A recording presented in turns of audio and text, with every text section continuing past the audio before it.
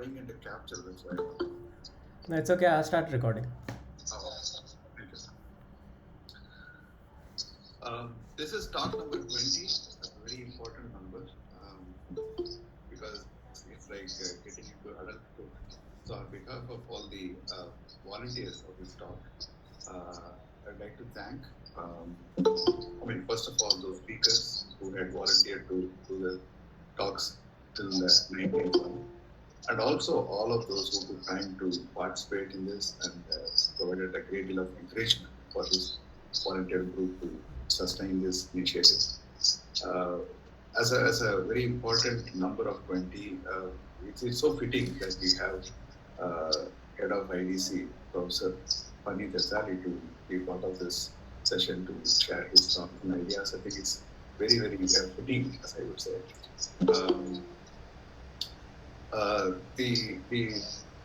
I have shared the profile of Professor Phani. To summarize, he's an animator, passionate cartoonist, and currently he's become an educator. Since 2009, he has been part of the IDC faculty. Now he heads the IDC. And he has had a very, very extensive industry experience. Here for an entrepreneur himself. He has set up his own studio and also ran studios for corporates. He carries a huge amount of experience of the animation and the gaming industry in particular.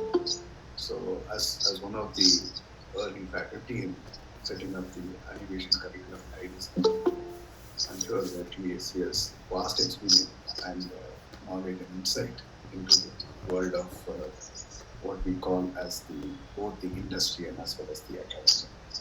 So it's so fitting to have you, and Professor Phani, thank you so much for taking your time and do this for us. And I know this topic is very dear to us. Maybe it's even there is not enough to keep hearing about IDC. In a brief discussion with Professor Phani, he took this topic for discussion where a lot of us who are away from IDC for so long would also need some kind of a reconnect, and that's possibly what he would cover to some extent. And also, he will also share with us his views, his thoughts and ideas about how and where we go from here. So it's more of his own thinking on these lines that he has been carrying for a while. He said this will be a fitting forum for him to actually exchange those. So we are also very willing to hear and take some good ideas from Professor Phani and also see how we can collaborate with you. So with that, I request Professor Phani to take over the session. Thank you. Thank you. Thanks, Ravi. And thanks, Nimish, and thanks to all the volunteers for setting these alumni talks. This is a wonderful initiative, and I think it's been going on.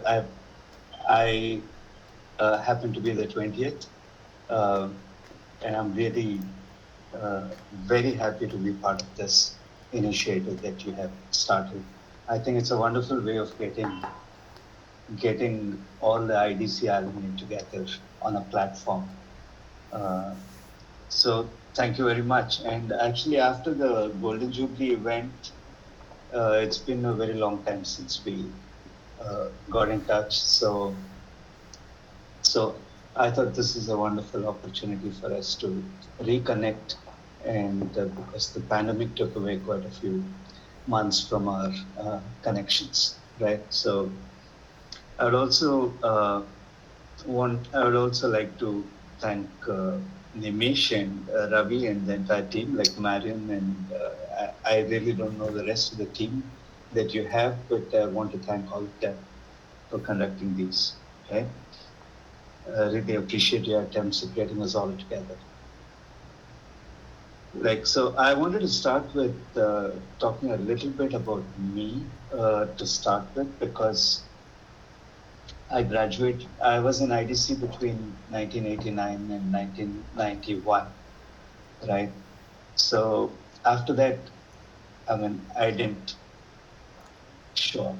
in IDC for till 2009.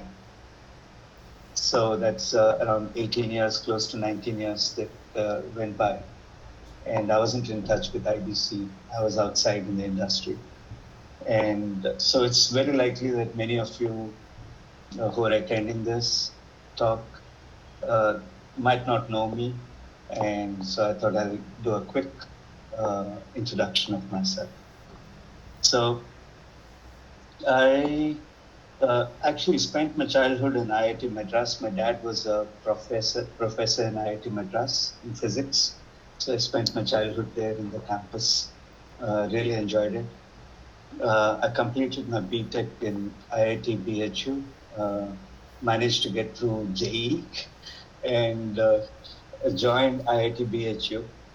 But all the time that I was in IIT BHU, I just kept drawing. So I was participating in quite a few, activities out there, and wasn't really a good engineering student. And I really wanted to get away from engineering and get into something that was more creative. And I was a mining engineer at that point in time, and I was posted after my graduation. I was posted in Bihar.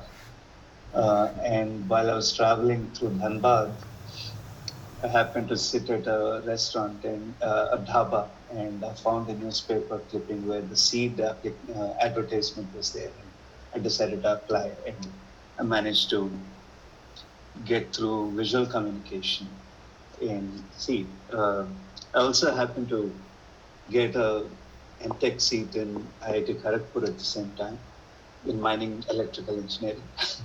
But the results were announced the same day. I had a train to catch to Kharagpur. I decided to just let go of that train and stay back here in IDC. Right? So I thought that was something good that happened to me, because I always wanted to sketch and draw and tell my stories. After graduation in 91, I worked as an animator in Ram Mohan Biographics and Western Outdoor, two animation studios, very small animation studios, and they were the only animation studios in India at that point of time. Later, I worked as a CG artist, a computer graphic artist in Prasad Studios in Chennai. And then I ran my own company called Animatix for around 5 years, or six, close to six. I had a team of around 20 to 25 people. So we went through the ups and downs of running your own company at the beginning stages of basically no animation in India. If you had to grow in your career, you had to set something up and then grow in it. And then maybe you'll get some success, maybe not. Banks did not even know what animation was, so going there for a loan, they used to open their big books for loaning, and then they found that there was no word called animation, so they asked us to go back. So it was really tough. And then I had to close my company after around 5 years. During that time, we did several advertisements, and then we even completed a 13-episode animation series, one of the first few on Indian television called Ki Duniya. And then that really gave us exposure and experience in the animation industry. So I had to close my company, but I did not want to let go of my team. So I got an opportunity to start another company called DQ Entertainment in Hyderabad. So I was appointed as vice president and CTO at that place. And so my first job was to get a team of people. And so I went there along with my team. And then we managed to get some more people on top of that. The company grew. It grew to around 4,000 people. Okay, so I did jobs for Disney and I did jobs for Fox, and I was also and it went public, and my corporate experience out there included, fundraising, marketing, hiring, firing, and production pipelines, etc. Right. So I also happened to be on the board of directors for a TVS group company for some time. So one thing that happened after we did our episodic series, traditional animation series, was that it took a long time for it to be telecast on television. It took almost 3 to 4 years, and that was very frustrating because we worked really hard on it, and it just gave us a feeling that there were hardly any opportunities for animators in India, and something needed to be done. And luckily, this opportunity at DQ came, and then that followed several other opportunities after that in my career that followed that helped me establish companies, train animators well enough to be able to handle delivery of animations for companies like Disney and Fox. Of course, there was a lot of learning, there were a lot of failures and all that, but it did help us improve our skills very much. And also, having grown up on the IIT Madras campus and having seen my dad work as a faculty member, at some point of time in my career, I thought I should spend half my career working in the industry and the other half getting into academics, teaching, because we used to enjoy the perks that the campus kids used to get in the IIT Madras campus. And I thought my children should also be getting those kind of perks. I mean, you have a gymkhana, you have open grounds, you have the swimming pool, and you have all these things. And I thought, and a good school and a good place in IIT Bombay, and I thought my kids should also be getting that. So I decided to move to academics in 2009. Okay, this was after around close to 18 years in the industry. 18 to 19 years. And it was not an easy decision, I'll be honest. It was a very difficult decision because I was planning to move into something that's going to pay me close to 4 times lesser, right? So 4 to 5 times lesser than what I was getting outside in the industry. But at the same time, I wanted an atmosphere where I could decide what I wanted to do. I could define my targets and then made that move. So that was kind of enticing me a lot more, and so I decided to make that move. It was difficult. It was difficult for many reasons because I left IDC when I was after my studentship got over. So I was seeing IDC from with a different set of eyes. Right? I came back to teach in IDC. Everything seemed different because I was seeing the same thing from the other side of the table, right? So most of us who were students in IDC have some beautiful, warm memories and associations of IDC. I'm not saying it's bad. Okay, I'm just saying that the perspective changes when you come back to IDC as a teacher. We were all there as students. And I totally understand, totally associate with the kind of feelings that you have for IDC as a student. Right? You were all there for 2 years, I was there for 2 years, and then we were together. When I came back, it was a different feeling to have your teachers as your colleagues. Right? The teachers, the same teachers that you respected, admired growing up, and you're all sitting in a meeting and you're discussing classes. It's a completely different thing.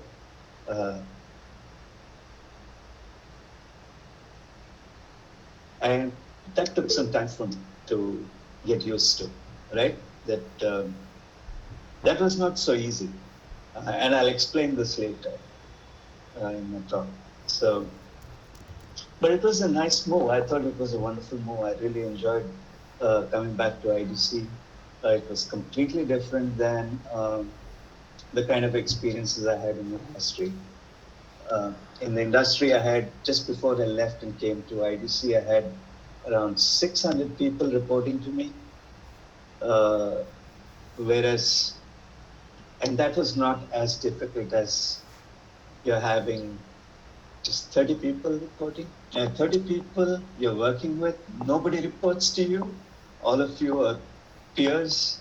No one is, so you're trying to manage a set of people who actually don't report to you as the head of any institution. I'm just trying to talk to you about my perspective, because each one in their own right is a faculty member in IDC, and we're all here after a huge amount of experience, and we're all here with something that we wanted to building a career, right? So no one reports to anybody out here in an academic institution. That was a big shift for me, right? And then 10 years later, in November 2019, I took charge as the head of IDC. And then suddenly two things happened. There was this Golden Jubilee event that happens once in 50 years. And then there was this pandemic that happens once in around 100 years. Right? I had to deal with these two things as soon as I took charge. And the Golden Jubilee event was really wonderful. I was really enjoying myself working on trying to get back in touch with all the alumni of IDC.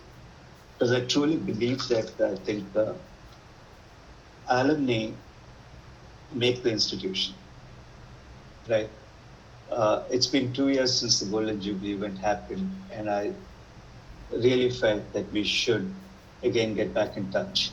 And I'll tell you and while we go, I'll tell you a few things about the plans that I had that were started but never could be achieved over the last 2 years, unfortunately. But we'll talk about it, right?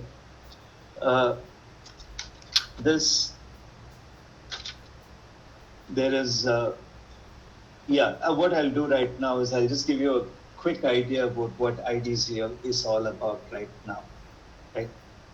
Because many of you might not have attended the Golden Jubilee event. I had given an update around that time, but it's 2 years back and there have been some changes too. IDC is a big department now. It's not any of those smaller centers or smaller departments on the campus. It's a big department. We have full-time professors, 24 of them, right? We have one emeritus professor, and we have 22 adjunct faculty members, and we have 3 visiting faculty members, right? So that's 46 plus 4, that's 50. That's 50 of us. So it's a huge difference than the times that we spent in IDC, where we had a handful of people and we had around some 15 to 20, 25 students or so. We have 5 permanent office staff. We have 6 contractual office staff and 5 technical staff, out of which quite a few of them are going to retire over the next 1 or 2 years. Right, so staff strength has gone down very much, and I have been in constant touch with the institute for replacing the staff members. But there have been difficulties trying to get staff members, right? Maybe during your questions you can ask me about it and I'll answer, but there have been difficulties. Students, we have 127 beta students.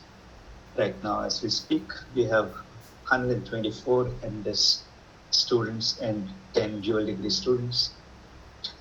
So it's a situation where beta students outnumber MDes students. This must be for the first time that it's happening in IDC. It's always been MDes for almost for 48 years or so, and then slowly beta students started picking up, and now we have more beta students than MDes. We have around 35 PhD students. So that makes it a total of 296 students in IDC, right? So 50 faculty members, 296 students. So there's close to 300 students. Big shift, big change in things. Now, there are a few, I'm sure many of you who have followed Professor Ravi Poya's updates over the last many weeks, I think from around April to August, he's been sending updates about the happenings in IDC. I'm actually very proud of all those happenings because these were achievements that happened during the pandemic. Each and every one of those things. I can send a separate email about the report, the IDC report between 2020 and 2021. And you can all please go through that and comment on it and give me your feedback. It's been especially difficult during the pandemic because we have never ever conducted admissions, for example. We had to quickly adapt.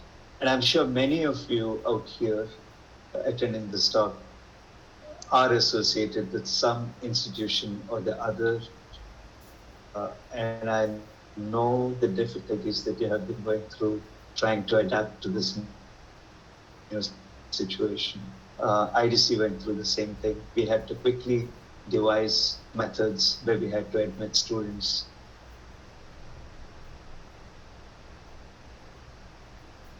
Online interview, none of us. It was very, we're still learning. And all of a sudden, there's this announcement that next semester is going to be hybrid. It's not fully online and it's not fully offline. It's going to be a combination of the two, and that's going to be even more difficult than online, right? So we are learning, we're trying to adjust, and IDC is going through a transition right now. This is what I believe in. And I'm sure my colleagues will agree. IDC is going through a transition. We're having to work very hard. Because I can explain that we're having to work very hard right now because we're trying to recruit faculty members. We're always falling short of faculty members. So people are taking on extra, more than what they ideally were expected to teach. They're taking on a little more. So there's a lot more pressure on each of the faculty members, not just teaching load, also administrative load, also research expectations, right? So I'll give you an approximate idea. It's for the past few years, each faculty member has been teaching approximately 12.5 or 13 or 14 credits per semester, and that's a lot of teaching. And that is only 1/3 of your expectation, because teaching is only 1/3 of the expectation of the faculty member in IIT. The other expectation is research, and the third expectation is administrative work, right? So I'm very proud of the work that all my colleagues put in over the last 20 odd months, especially during the pandemic. I know it wasn't easy for them, and I have to shout out to them saying, you've done a good job. If you feel like I could go through the list of all that Ravi has sent to everyone, or I could just send an email, because that's going to take a long time. I will probably just go ahead and talk about a few challenges that we're facing here in IDC. Challenges in IDC are like this. We have around 24 full-time faculty members, all right? Now, if I have to categorize them as professors, associate professors, and assistant professors, assistant professors join the institute and then they become associate and then professors. Professors are the senior most. We have 12 full professors. We have 9 associate professors and we only have 3 assistant professors. So as you can see, it's very top heavy, right? The distribution is quite top heavy. We only have 4 lady professors out of 24. So again, that's skewed. That's not the right ratio we would expect. I think we should have a healthier ratio, maybe equal.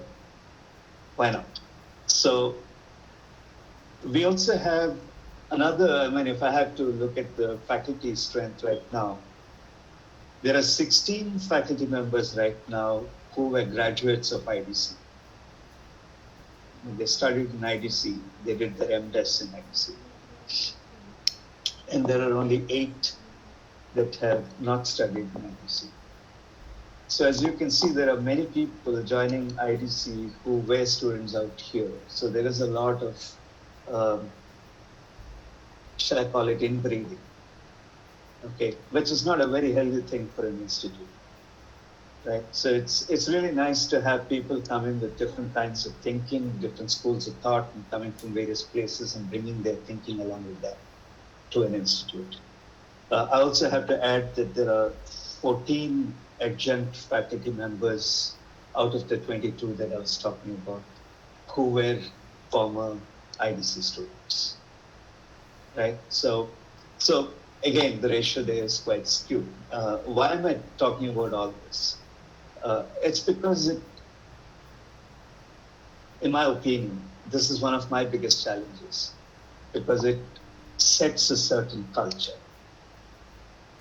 I haven't been part of IDC for a long time after I graduated. And then when I came back, I found this culture, the senior-junior culture, which is something I wanted to talk about here. It's not any excuse for anything.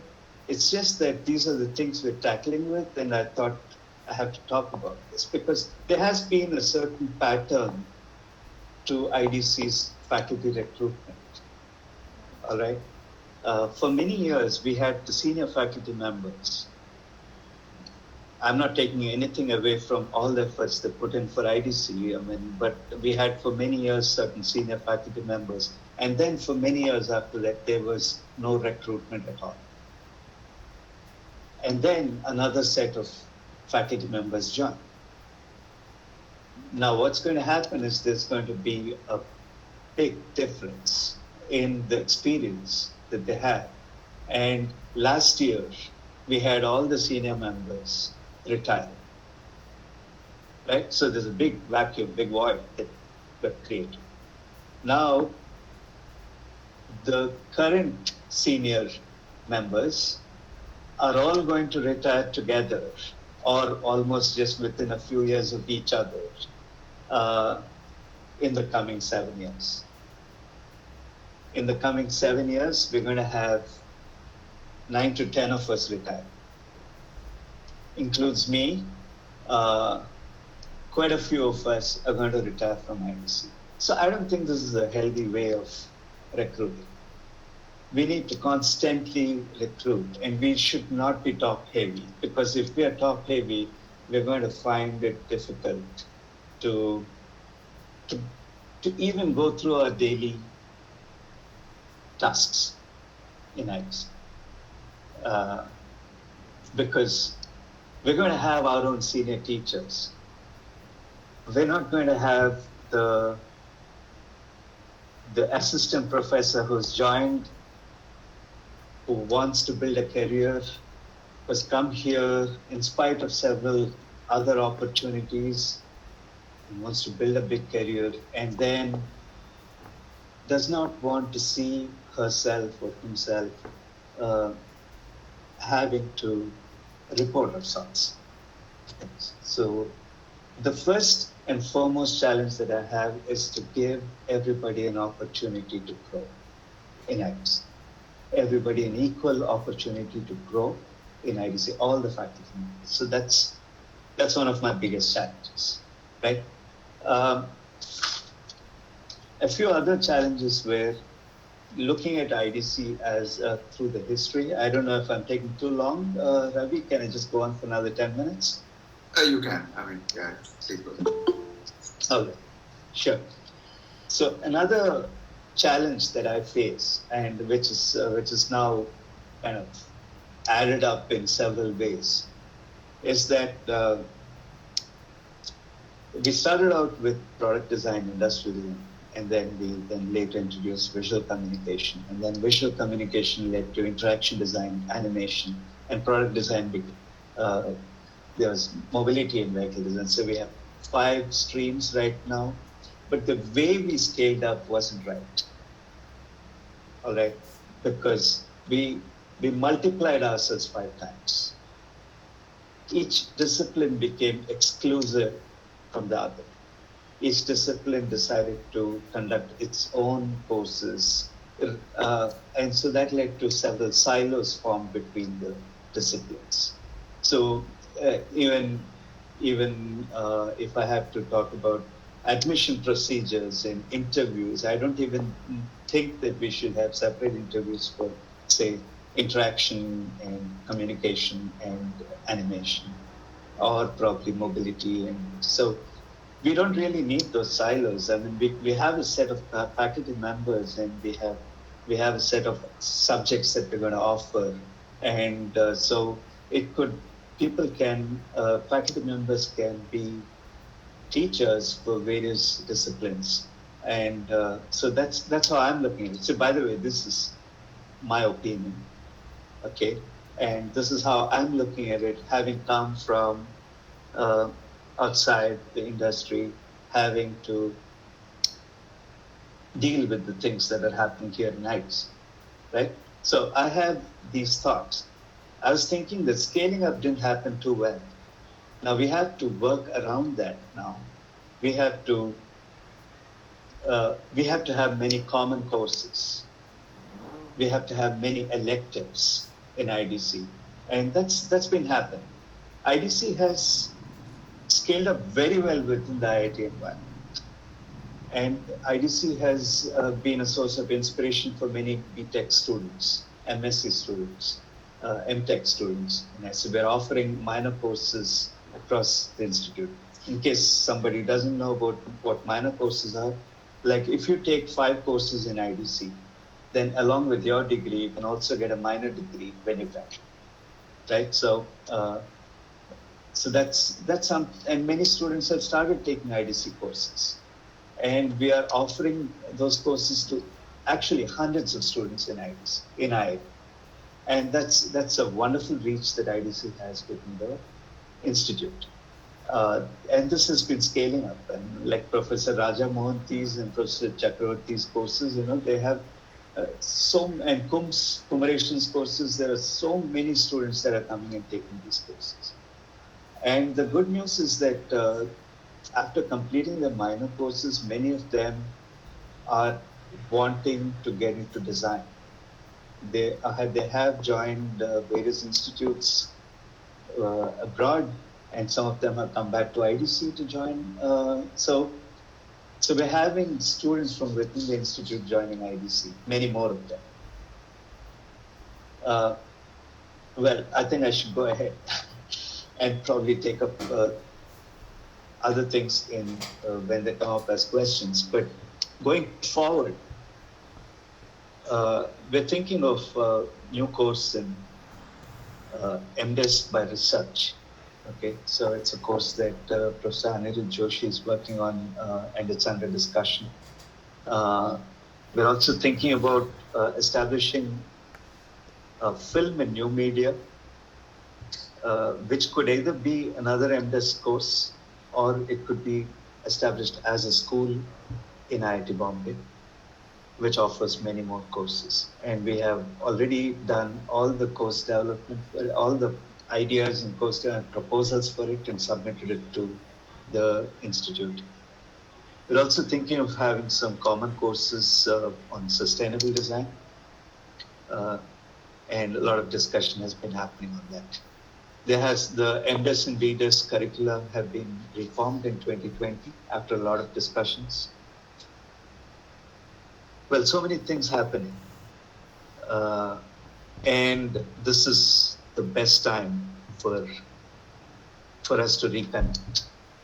I want to reach out to the alumni of IDC. See, for around close to 50 years, IDC has been having 2-year courses, master's courses. So our reach has been at the most 1 year junior or 1 year senior, and then we don't know the other batches after that. So the alumni strength hasn't been that great in IDC because the overlap has not been much.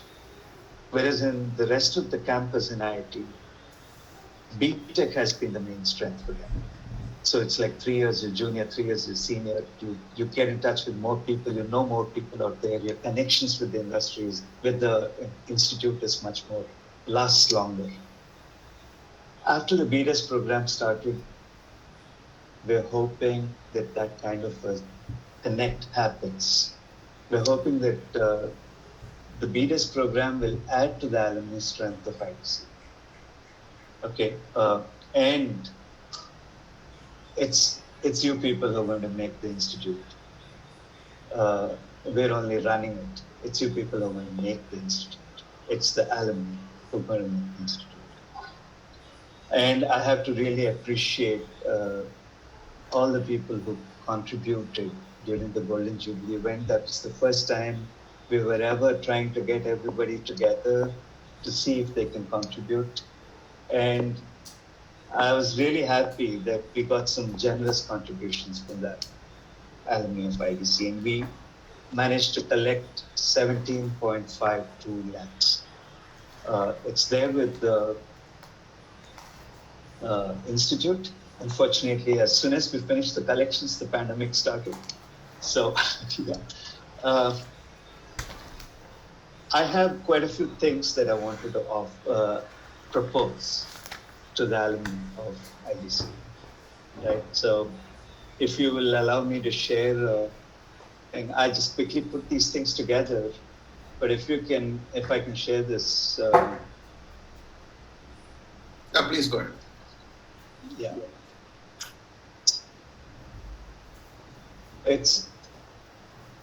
Yeah. If you're able to see this, please tell me. Not here. Right? It's just coming out. Yeah. Yes. Okay. Sure. So these are just a set of ideas that I have.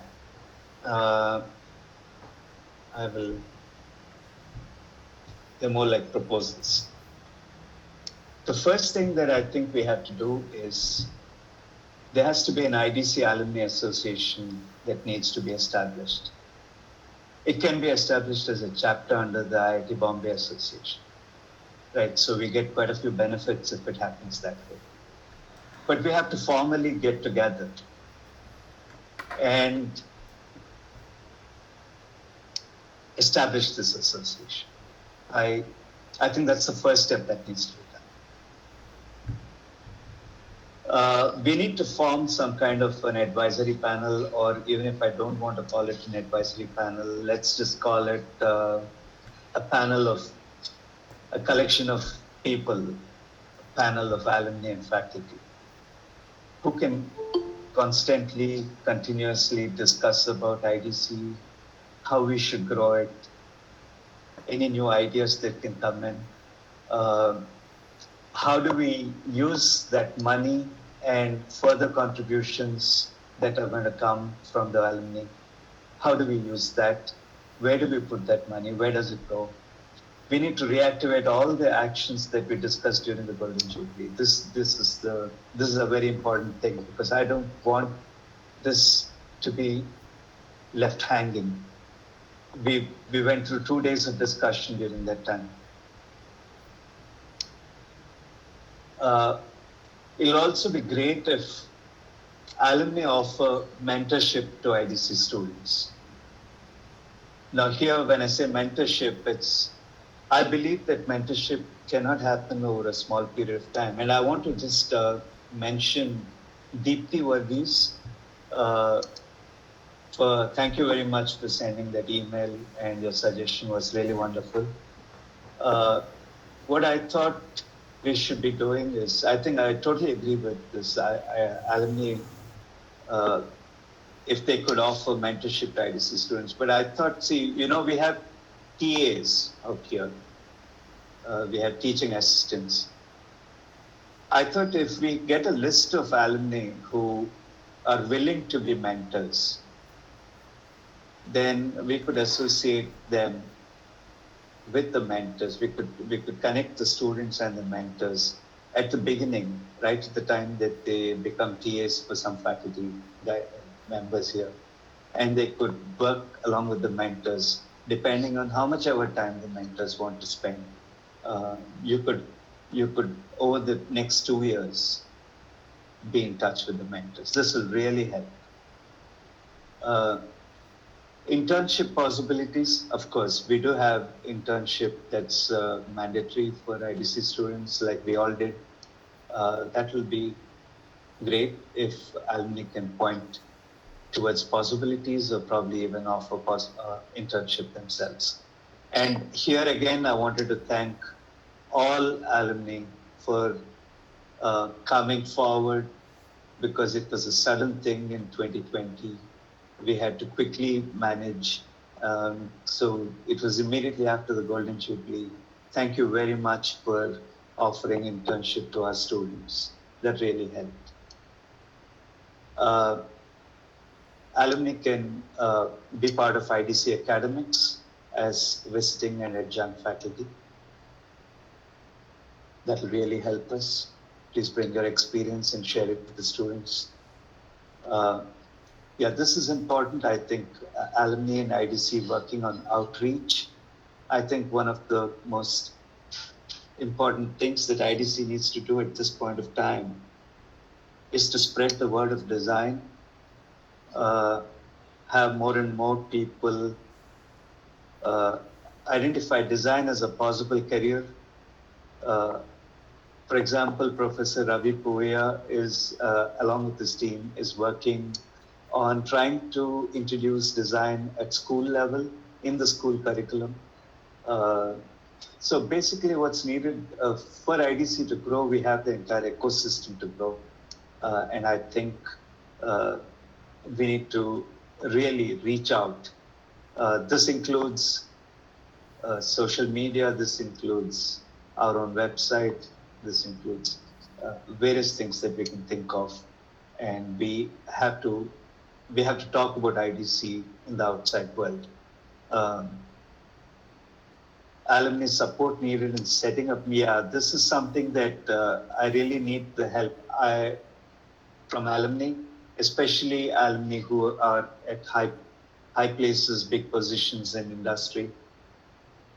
I need help in setting up meetings with industry so I can make presentations to various companies and see if we can move faster towards any of these fundraising activities that we had. Funds are not going to come through from IIT Bombay anymore. We have to try and raise our own funds going forward. IDC is going to get space. We're going to get a new building. We're going to expand in terms of space, but we have to raise our own funds, even for getting the interiors done. We have to take loans for getting the interiors done. This is the current situation, right? Well, of course, we also need your support for arranging alumni awards and talks, which we managed to do. The alumni talks were wonderful. Thank you very much again for taking your time out and inspiring our students. And for the first time, we decided to have the alumni awards, and thanks to Professor Atwankar and of course the team that conducted this. And this is where we are right now. And I'll stop the share. Ravi, Yeah. I'm done with what I had to say. That leaves about 10 minutes. I'm sorry, I went longer. That's fine. Quick fire questions. Anybody? Probably quick, short questions and quick, short answers, so that most of us get a chance to ask, and probably we can follow up with a discussion post session through the forum. Ravi, Samjukta has a question in the chat. Yeah, please. You want to read out? Sure, I can go. Thank you so much for this session. It's pretty amazing to hear everything. Hi. I was very curious from all the incredible journey. I think there have been so many pivots that you talked about, but very curious, what are some of your aspirations for how design education perhaps has to shift or pivot, just like your journey?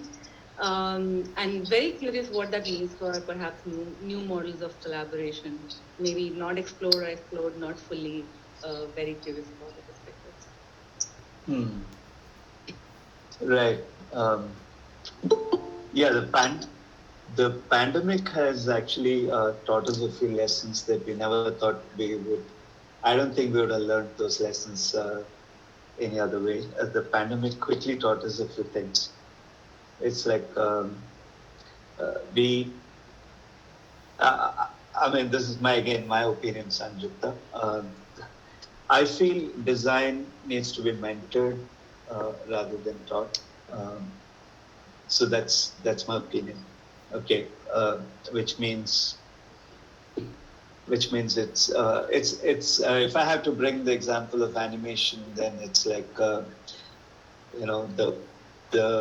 9 old men of Disney Studios who had a few people attached to them as mentors, and each one mentored them, and they mentored their own mentees, etc. So a mentor-mentee relationship would be really nice for design education.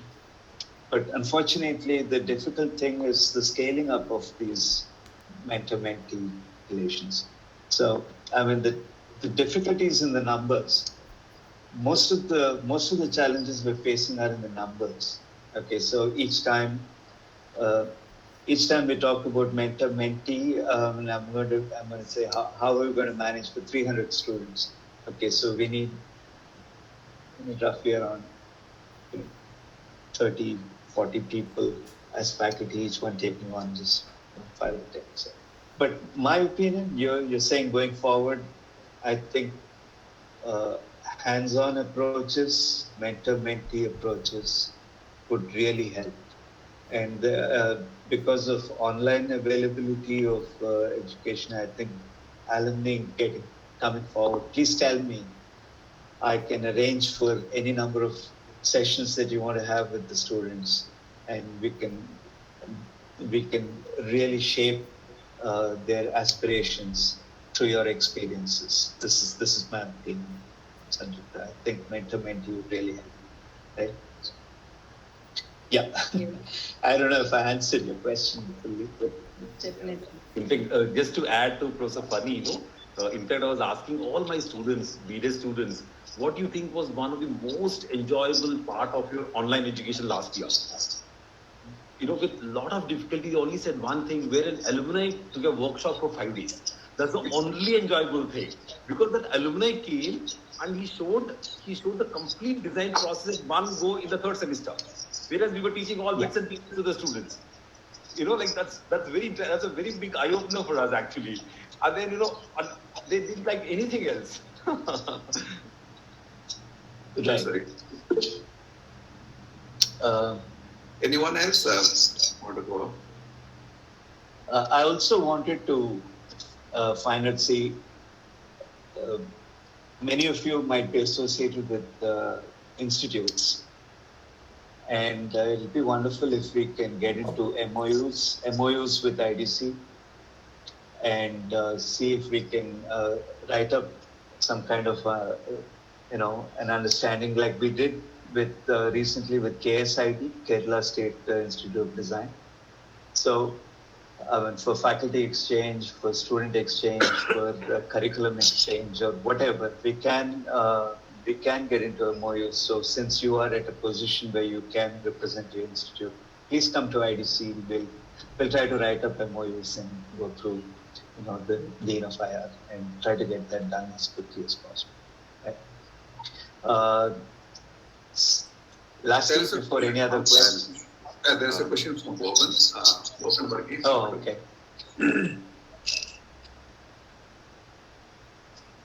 Yeah, Boban, I have one question. Okay, this is Suresh here. Can I ask a question?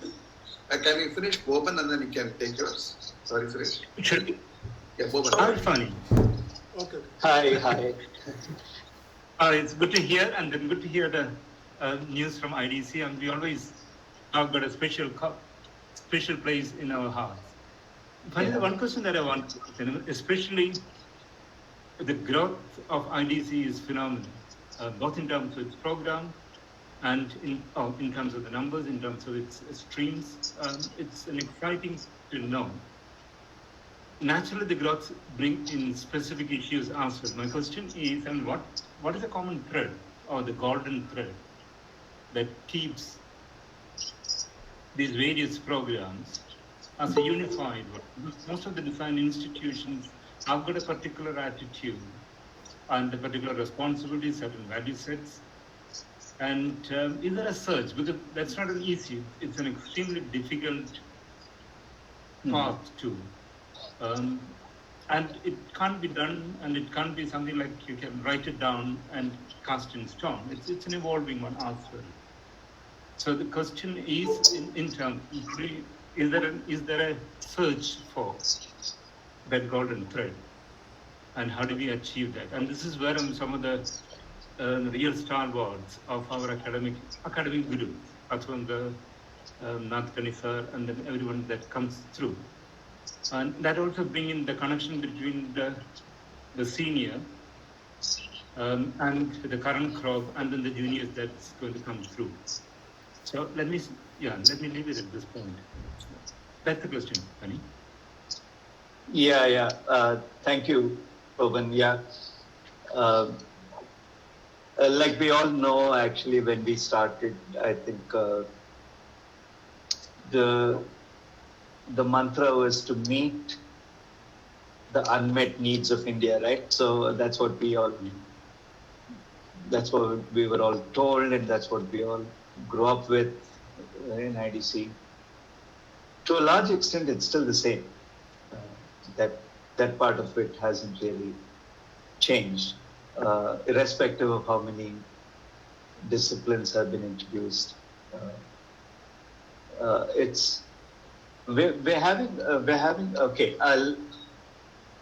To a large extent, it's still the same program. To meet the unmet needs of India. So but then at the same time,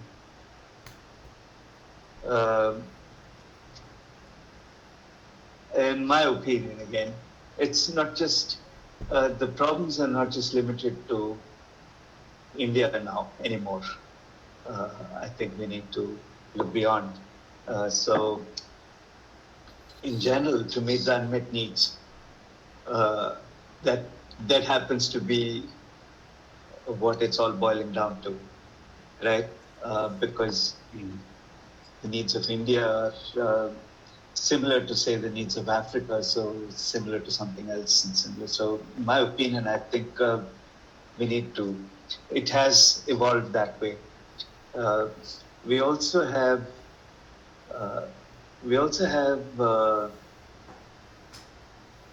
several other things that we need to take into account, which is the rapidly growing scenario around and coming up to speed with that, and finding the areas where we need to be able to contribute. And how I'm looking at it is Okay, I'll be honest here. Many of us look at, we're very passionate about design, right? We're very, very passionate about our field, and we want to hang on to it. We want to stick to that. And in my opinion, many times that happens to be one of the bottlenecks for the design area to grow. Because we set ourselves the things that designers need to do. And this is my opinion again, no? Goman, please.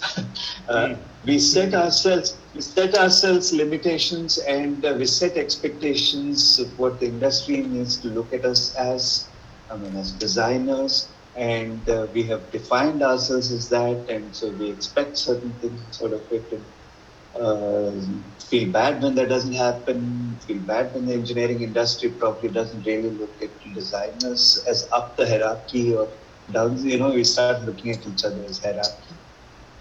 I feel if we break that, and we are there to solve problems irrespective of what it is, then I think our opportunities as designers are going to grow even more, is what my opinion is. This is my personal opinion. All right. So we get caught up a lot into defining what designers should do and all that. And that's my opinion. I don't know if I answered you. Yeah, that's great. Thank you. Rish, you want to take? Yeah. Yeah, I'll have a quick question. Hi, Suresh. Hi. One of the things that I didn't see much in your presentation or your talk, in your ideas for the depth, I don't see how IBC creating opportunities for design intervention in government and expanding the concept of design with some of these industries, which still, after so many years, we still find so many industries who don't use it. And that is a big area of opportunity which is getting missed out hugely by so many. How do we handle? I mean, as an institute, I don't know how much responsibility is there, but I'm just curious to know: is there an opportunity to create, sensitization at a higher, much more in a more involved way? That even at the government level, we don't see much spending on design. How is that going to work, in this kind of thing? If the government doesn't spend on design, how do you think it will percolate down to the other industries? Yeah. Simple thing like Suresh, simple thing like a banking form is not designed well, and you still follow the Hindi and the English on alternate lines, and you get confused. What is it? Why is not? Why don't you think areas that the institute can probably create opportunities there, or advise the government on these matters? I'm just curious. Maybe nothing to do with it. I'm just thinking. Yeah. Huge area which government is missing out, actually. It's a huge area. Yeah, I understand.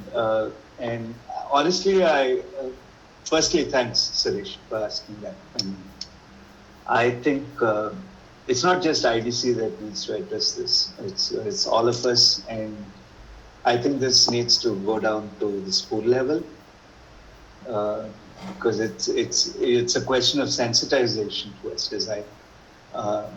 IDC has around 60 to 70 or 100 or 200 people graduating. That's all.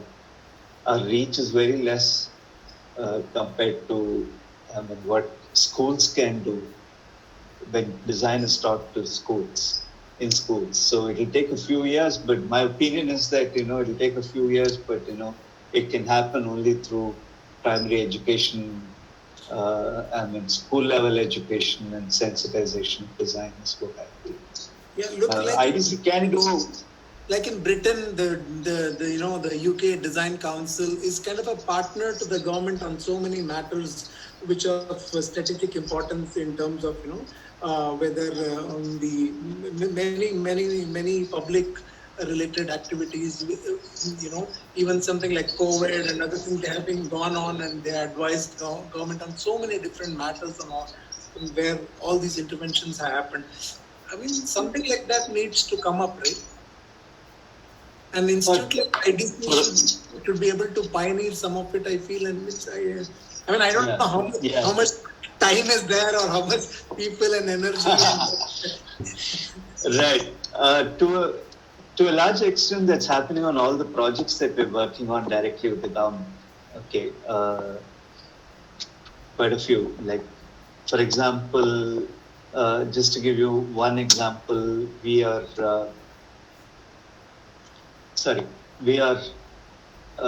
been approached by the Government of Information Broadcasting to set up a National Center for Excellence in Animation, Gaming, video, and video effects and comics, so sequential storytelling. So they have come and approached us, and we're going to set it up. And the Ministry of Information Broadcasting is going to give 20 acres of land to IIT Bombay and in the film city, and we're setting this center up there. And so everything out there that needs to be done are based on the advice that IDC is going to be giving.